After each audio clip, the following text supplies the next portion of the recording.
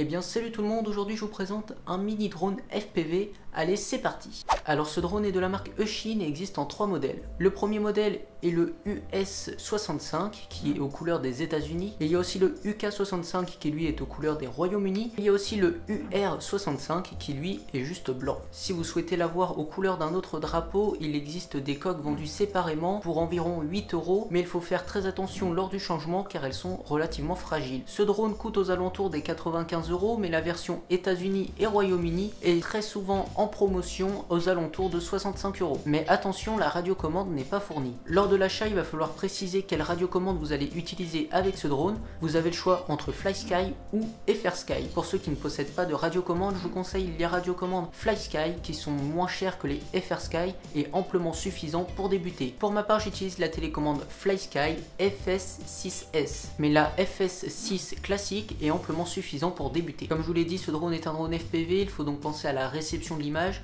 Donc pour ceux qui ne possèdent pas d'écran FPV ou de lunettes FPV, je vous mets en description le lien pour un masque FPV qui n'est pas très cher et qui peut même se transformer en écran que vous pouvez directement placer sur votre radiocommande. C'est un masque que j'utilise et il fonctionne vraiment bien. Avant de le mettre en route, il faut d'abord charger la batterie. Il y en a 3 de fournis avec un chargeur. Malheureusement, l'alimentation du chargeur n'est pas fournie. Vous avez 3 possibilités pour alimenter votre chargeur. Pour ma part, j'utilise la fiche XT60.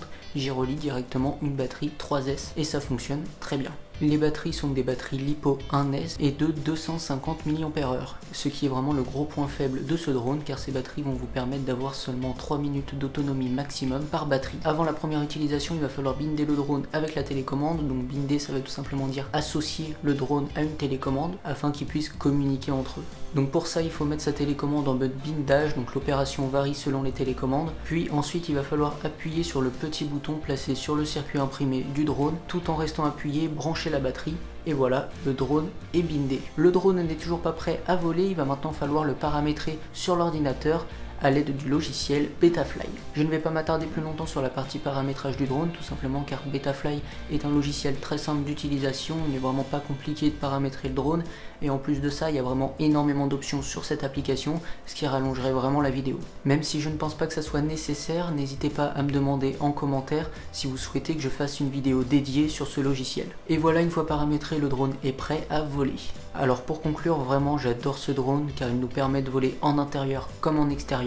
Il est vraiment très puissant, il nous permet de faire plein de choses. Le seul point faible, c'est son autonomie. 3 minutes, c'est vraiment insuffisant. Alors voilà, c'est déjà la fin de cette vidéo. J'espère qu'elle vous a plu. Moi je vous dis à bientôt pour la prochaine.